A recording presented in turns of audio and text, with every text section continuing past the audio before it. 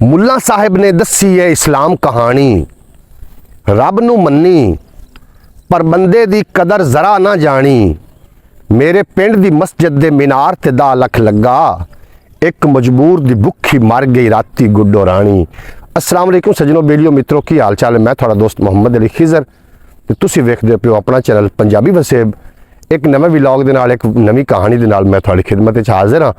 कहानी नूं एंड तक सुन लवे, बड़ी सबक आमोज कहानी है और सुन के अपने बच्चों के नाल भी जनाब भी जी गल्लां शेयर जरूर कीतियां करो।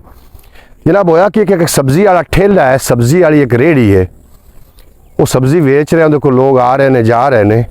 एक उहदे कोल लड़की आई है जिहदी उम्र 17 साल है या लगभग 18 साल होएगी। बड़ी खूबसूरत है। वो बड़े अदब दे नाल उहनूं आखदी, भाई अगर मैनू काम मिल जाए तो मैं काम करना चाह रही हूँ।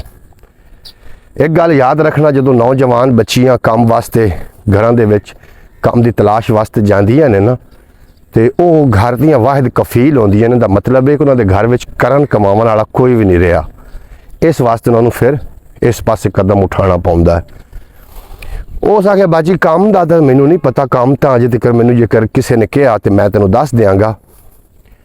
कोल एक भाई खड़ोता हा मोटरसाइकिल ते बाबू टाइप, उन्हें अपनी जेब विचों 10 रुपए कढ़े, ये सोच के कि हो सकता है कि जो भीख मंगन वालियां ने ये कोई नवा तरीका कढ़ लिया होवे ते ये शायद भीख लेना चाहती है।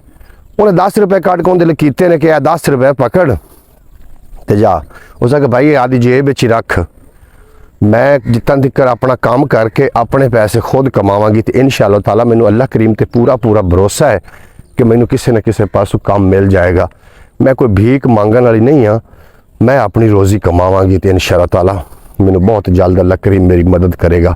आखदे ने जिन्होंने अल्लाह ते भरोसे होंदे ने फिर अल्लाह उन्हां दी मदद भी करता है। वो बंदे ने बड़ा हैरान होया, उस आखे ने पैसे नहीं ले, वो घर चला गया। जो घर पहुँचा तो सारा माजरा आदि माँ नाल दस्या। उसे कैसे इस तरीके एक जवान लड़की आई तो ठेले ते खलोती आई दूसरे ते सब्जी वाले ते, और आखदी पई है कि मैनू काम की बड़ी ज़रूरत है। जो मैं पैसे काट के उन्होंने दिते ने तो उन्हें मैनू मना कर दिता। उन्हें आख्या मैं कोई भीख मंगन वाली नहीं हाँ और ना ही मैनू पैसे चाहिए ने। तो यह मेरे नाल वाकया होया। ओदी माँ आई बड़ी नेक ते सुघड़ सियाणी औरत आई। उस आखे, पुत्र जल्दी कर, अपनी भैन नूं मोटरसाइकिल दे मगर बिठा तो उस लड़की नूं लैके मेरे कोल आ। वो जरूर कोई मजबूर लड़की है, नहीं तो नौजवान बच्चियां नूं जो काम की जरूरत पेश आउंदी है ना, तो यदा मतलब है कि उन्होंने घर में बहुत ज़्यादा मजबूरी, उन्होंने लैके आ मेरे को। उस जनाब मोटरसाइकिल भजाया, जो सब्जी वाले को पहुंचा तो लड़की जा चुकी है। उस सब्जी वाले को पूछा भी इतने बच्ची जी खलोती है काम की पारू जी पुछ रही है, वो किहड़े पासे चली गई। वो सब्जी वाले आख्या, भाई वो रोज़ाना आउंदी है मेरे नाल इस तरीके मौदबाना तौर पर मेरे को पुछ के तो चली जाती। मैनू वो घर का नहीं पता, अगर कल आई तो मैं थोड़ा स्नेहा थोड़ा मैसेज उन्होंने दे देसा। उस भाई ने आख्या, मेरा नंबर ले लो, अगर जो आवे तो तुसी मैनू फौरी कॉल कर देनी, उहदे काम का बंदोबस्त हो गया। अगू दूसरा दिन होया तो लड़की फिर गई सब्जी वाले कोल और उन्हें जाके आखने लगी, भाई कोई काम का बंदोबस्त होया?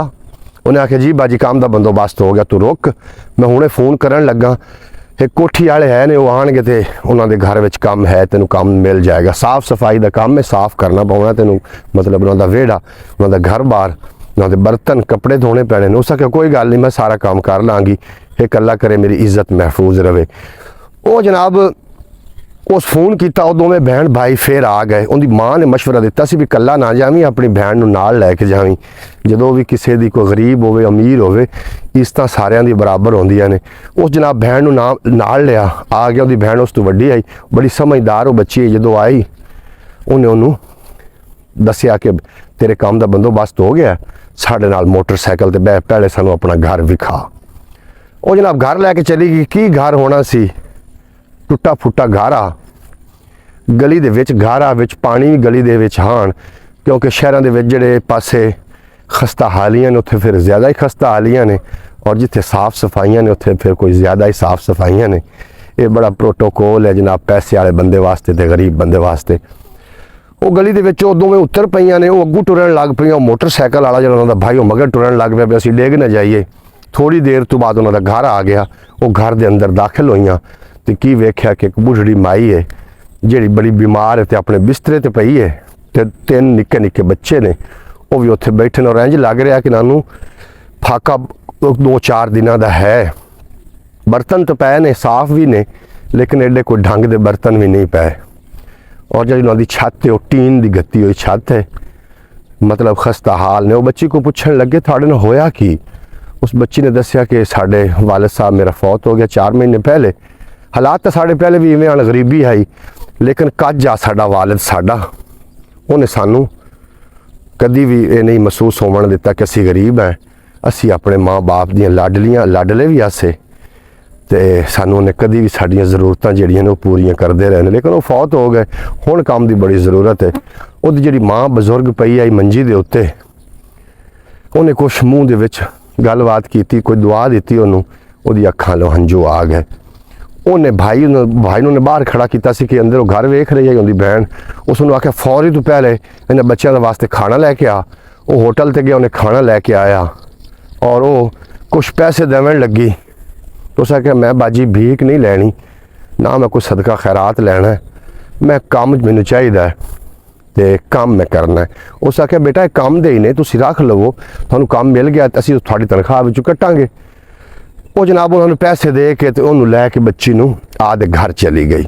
जदों घर पहुंची है उन्हें आवांढियां गवांढियां नाल भी गल कीती कि अगर किसी नू कोई काम वाले की जरूरत है तो साडे कोल है, साडे कोल तो घर दे विच 1 घंटा या 2 घंटे काम होएगा। इन्हें सारियां कोल रला मिला के उन्होंने जो एक दूसरे के नाल मशवरा किया कि बच्ची बड़ी मजबूर है और काम सानू इन्हूं देना चाहिए, बदले विच पैसे देने चाहिए ने। उन्होंने उन्होंने वाह वाह सारे पैसे इकट्ठे किए और उस बच्ची ने गल की कि असीं तैनूं एडवांस देना चाह रहे हैं ताकि तू अपनी माँ का इलाज भी करा सकें और अपना जिहड़ा घर है दी खस्ता हाली है उन्होंने भी दूर कर सकें। उन्हें जनाब बच्ची भी मजबूर है, उन्हें पैसे लै ले, पैसे लैके वो घर पहुंची। उन्हें अगले महल्ले दे विच मकान चेंज किया किराए ते, कोई खाने पीने का समान लिया और उन्होंने वास्ते ढेर सारिया दुआवां कीतियां। जो ये जनाब तुहानूं कहानी सारी सुनावन का मकसद ये आ कि तुसीं अपने आवांढ गवांढ वेखो, कुछ ऐसे लोग मजबूर ने जिन्हां कोल एक टाइम का खाना भी खावन वास्ते नहीं है।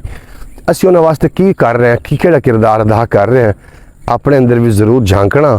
और अगर इस तरीके का कोई बंदा होवे, पिंडां थावां ते ज़्यादातर हो जाते हैं इस तरीके के लोग होंदे ने। उतों जिस तरीके बिजलियां दी महंगाइयां ने या बाकी मुख्तलिफ महंगाइयां ने, इहदे नाल बिजली दे बिलों की वजह तो काफ़ी लोग मरे ने इस सदमे दे नाल कि खाना तो पूरा हो नहीं रहा तो बिजली के बिल कित्थों भरने ने। इस वास्ते अगर तुहानूं कोई इस तरीके का मजबूर बंदा मिल जाता है तो जनाब वो खिदमत करन ते या उहदे नाल तावन करन वास्ते कदी भी जनाब पिछा हाथ नहीं हटाना, उहदे नाल तावन जरूर करना है। क्योंकि अल्लाह के सारे मामलात ने, अगर चाहे तो शाहां नूं गदा कर दे, चाहे तो गदावां नूं शाह कर दे। ये जनाब मामलात सारे अल्लाह दे ने। इस वास्ते जनाब ये वीडियो दे विच मैसेज ये आ कि अपने बच्चियां नूं भी दूसरिਆਂ दे नाल तावन करन दी, मुहब्बत करन दी और उन्हां दे दुख सुख दा शरीक होवन दा सबक देंदे रहा करो ताकि कल नूं तुहाडे बच्चे वड्डे हो के थोड़े वास्ते जरिया निजात बन सकन। उम्मीद है तुहानूं अज दा व्लॉग चंगा लगा होगा। अगर व्लॉग चंगा लगा हो चैनल नूं सबसक्राइब करो, बैल नोटिफिकेशन प्रेस करो ताकि मुस्तकबिल आने वाली सारियां कहानियां बर वक्त तुहाडे तक पहुँचदियां रहें। तुहाडे ते मेरा अल्लाह बेली। पाकिस्तान जिंदाबाद।